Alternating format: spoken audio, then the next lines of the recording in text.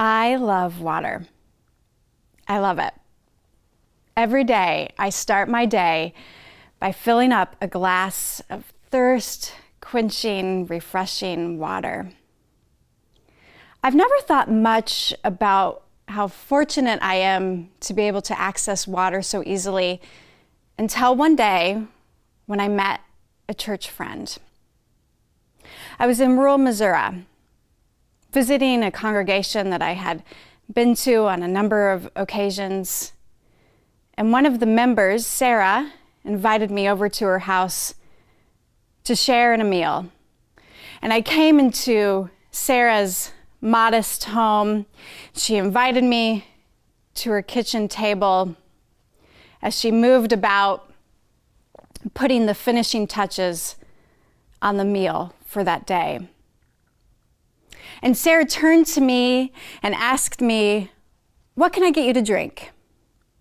And of course, I responded, "I would love a glass of tap water." Sarah's shoulders dropped as she looked at me and said, "You know that I've been dealing with a lot of financial difficulties recently. I've been unable to pay my bills, and it caught up with me. I wasn't able to pay my water bill, and the city shut off my water. I'm working with them to try to get it turned back on. My neighbor next door is allowing me to use her water for showers and such in the meantime. I'll be right back." And she grabbed the glass and scurried out of the apartment in search of water. There are so many people around the world just like Sarah. 800 million people around the globe lack access to clean drinking water. 3.4 million people die every single year because of water-related illnesses. And women spend 200 million hours each and every day going to gather water for their families. That's like building 28 Empire State Buildings every single day. Jesus talked about people who are generous, people who share with the hungry, invite people in to have a meal. He talked about sacrificing our time, our energy, and our money.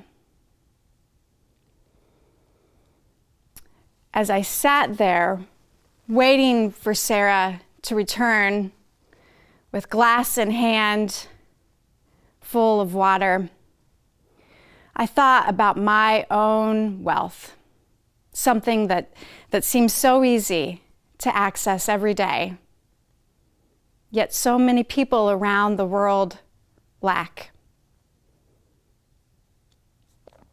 But I know too that when I follow God's lead, Jesus' lead, great things happen in villages and communities and neighborhoods around the world.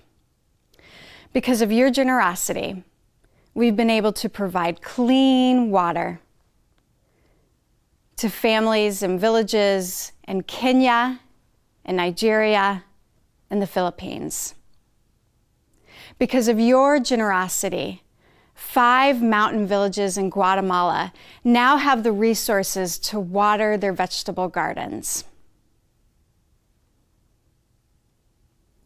Every day, when I go to that faucet and I turn it on and water comes pouring out, I think about Sarah and that meal we shared together. And I also think about my responsibility to be generous. Next time you go to the faucet and you drink that water, may you remember the Sarahs of the world.